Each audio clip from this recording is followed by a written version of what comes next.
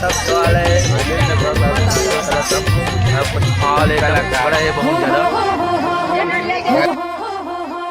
पानी बिना मछली पवन बिना धाने पवन बिना धाने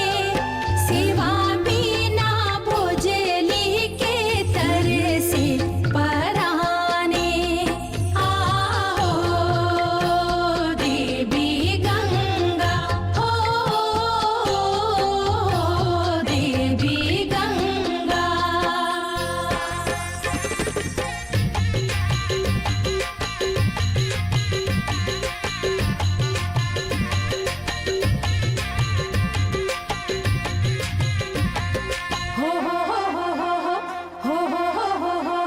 माड़ीले जोंधेरे पुरुष कुसियारे पुरुष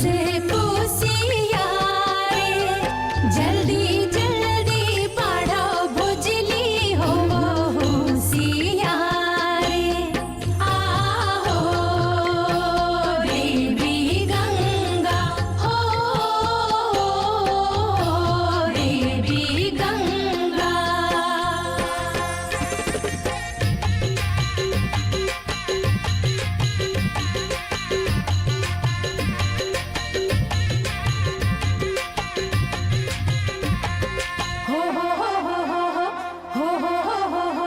दूधे मांगिन तो अब हम जाकर घर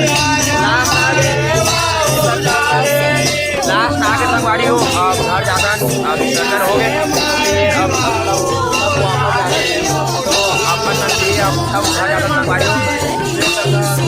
सब बहुत ज़्यादा भी आते अब सब घर जाकर आज की वीडियो बस यही कभी संगवाड़ी हो तो फिर से नेक्स्ट जब तक के लिए